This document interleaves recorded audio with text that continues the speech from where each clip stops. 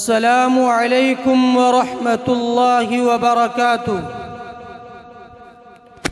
الحمد لله رب العالمين والعاقبة للمتقين محمد وآله وأصحابه أجمعين.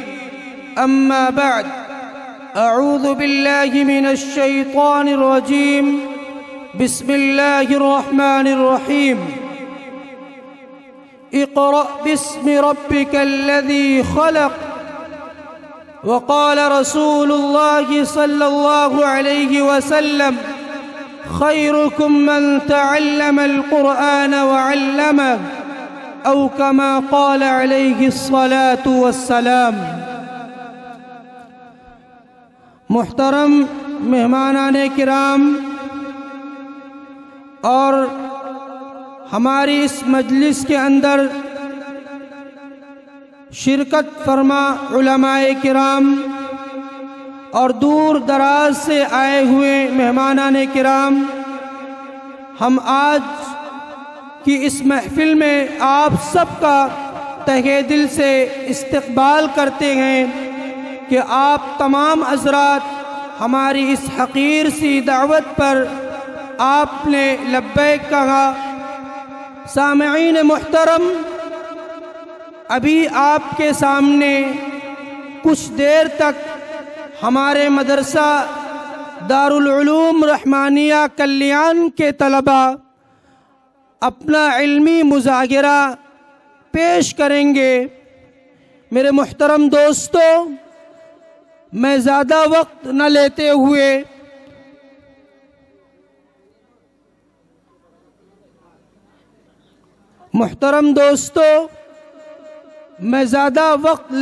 نہ لیتے ہوئے اپنے ان طلباء کے پروگرام کو آگے بڑھانا چاہتا ہوں۔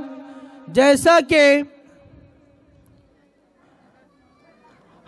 ہمارے بزرگوں کا، ہمارے بڑوں کا یہ دستور رہا ہے کہ جب بھی وہ دینی محفل کا انعقاد کرتے ہیں تو اللہ رب العزت کے کلام مقدس سے اس بابرکت مجلس کا آغاز کیا جاتا ہے۔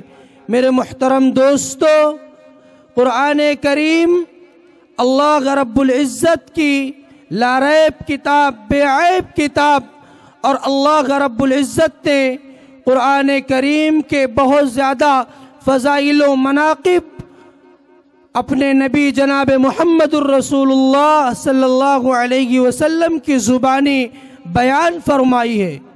میرے محترم دوستو، زیادہ وقت نہ لیتے ہوئے میں تلاوت کلام اللہ کے لیے اس مدرسے کے ایک طالب علم جن کا نام عظمت اللہ ہے، ان کو دعوت سخن دیتا ہوں کہ موصوف تشریف لائے اور تلاوت کلام اللہ سے اس مجلس کا آغاز فرمائے۔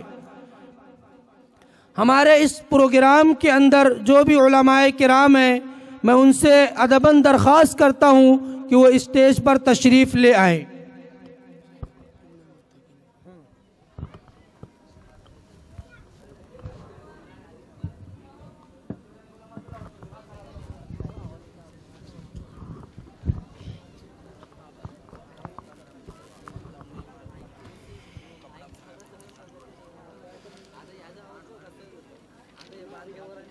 السلام علیکم ورحمۃ اللہ وبرکاتہ۔ اعوذ باللہ من الشیطان الرجیم۔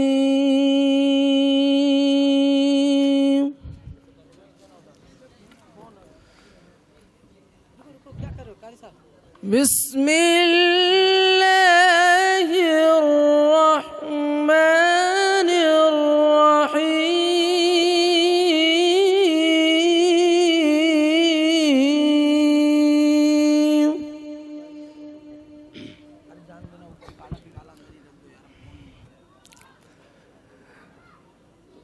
ان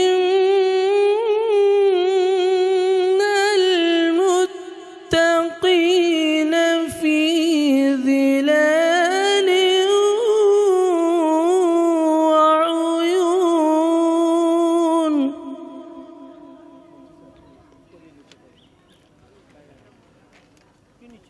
وفواكه مما يشتهون.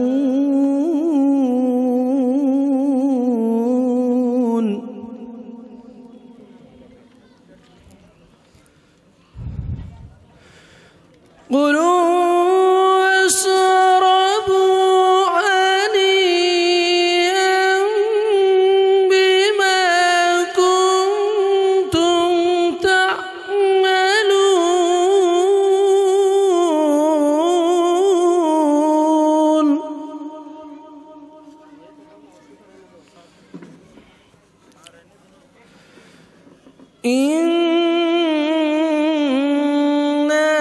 كذلك نجزي المحسنين.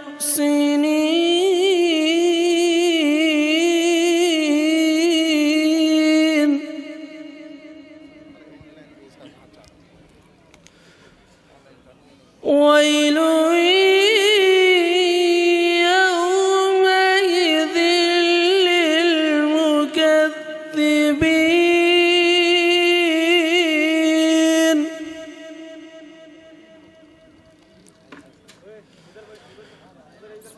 كلوا وتمتعوا قليلا إنكم مجرمون.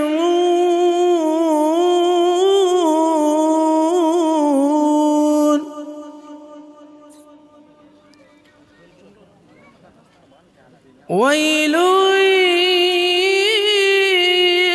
يومئذ للمكذبين.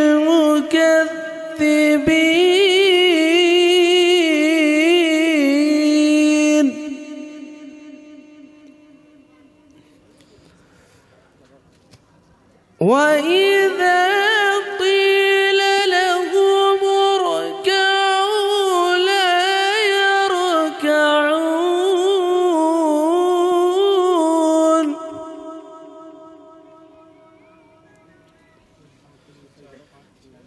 ويل يومئذ للمكذبين.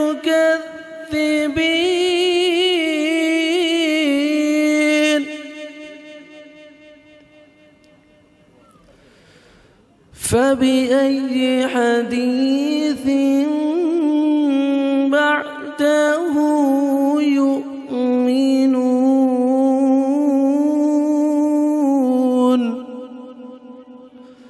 صدق الله العظيم.